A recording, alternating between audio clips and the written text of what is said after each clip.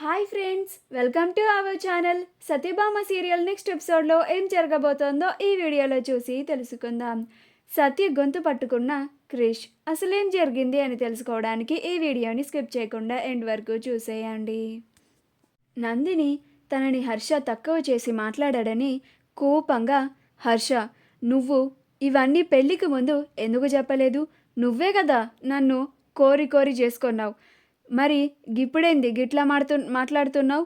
నువ్వు నీ ఫ్రెండ్ ముగ్గు మంచిగేస్తే నీ ఫ్రెండ్ని పొగొట్టుకో, అంతేగాని ఆ మైత్రితో నన్ను పోల్చి నన్ను తక్కువ చేసి మాట్లాడితే మాత్రం నేను ఊరుకునేది లేదు అని అరుస్తూ ఉంటుంది.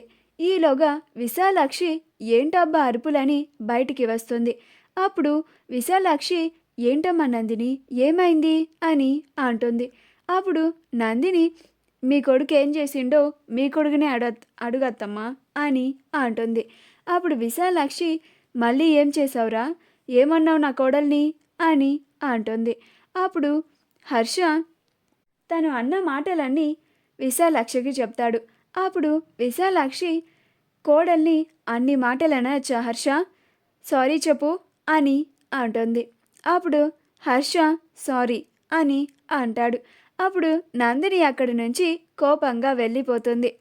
అప్పుడు విశాలాక్షి అమ్మ నందిని అమ్మ అని పిలుస్తూ ఉన్నా కానీ అస్సలు వెనక్కి కూడా తిరగకుండా వెళ్ళిపోతూ ఉంటుంది.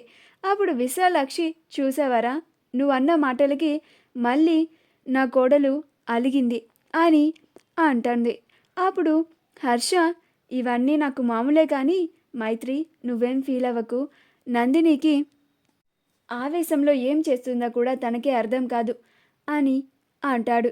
అప్పుడు మైత్రి ఏం పర్లేదు హర్ష అని అంటుంది. క్రిష్ రామచంద్రని చంపేసిన తర్వాత తన మొహం అంతా రక్తంతో, తన బట్టలకి రక్తంతో నోటికి కత్తిని పెట్టుకొని వచ్చి బాపు అని ఇంటి బయట నుంచి అరుస్తూ ఉంటాడు. ఆ అరుపుకి సత్య ఇంట్లో వాళ్ళందరూ పరిగెత్తుకుంటూ బయటకు వస్తారు. సత్య క్రిష్ని చూసి చాలా భయపడిపోతూ ఉంటుంది. క్రిష్ క్రిష్ నీకేం కాలేదు కదా అని క్రిష్ దగ్గరికి వచ్చి చాలా కంగారు పడిపోతూ ఉంటుంది. అప్పుడు క్రిష్ నాకేం కాలేదులే కానీ నువ్వాగు అని అంటాడు. అప్పుడు మహాదేవయ్య చిన్న అని అంటాడు. అప్పుడు క్రిష్ బాపు నీకు అడ్డుగా వస్తున్న ఆ రామచంద్రని కూడా లేపేసిన, ఇక నీకు ఎదురుగా నీ ఎమ్మెల్యే పదవికి అడ్డంగా వచ్చే నోరు ఏ మనిషి కూడా ఉండడు అని అంటాడు. ఇక నువ్వు ఎమ్మెల్యే అయిపోయినట్టే బాపు, నీకు ఎవరు అడ్డొచ్చినా కానీ వాళ్ళందరినీ తప్పించి నిన్ను ఎమ్మెల్యే చేసే బాధ్యత నాది అని అంటాడు.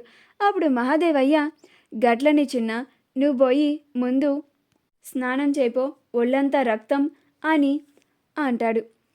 అలా సత్య క్రిష్ని లోపలికి తీసుకెళ్తుంది. క్రిష్ ఫ్రెష్ అయ్యి వచ్చిన తర్వాత సత్య క్రిష్కి నచ్చ చెప్పాలని చూస్తూ ఉంటుంది.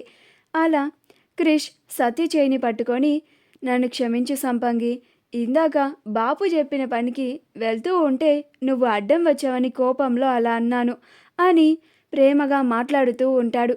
అప్పుడు సత్య ఇదంతా నీ తప్పు కాదు క్రిష్, మీ బాపుది. మీ బాపు స్వార్థం కోసం నిన్ను ఇలాగా వాడుకుంటున్నాడు అని అంటుంది.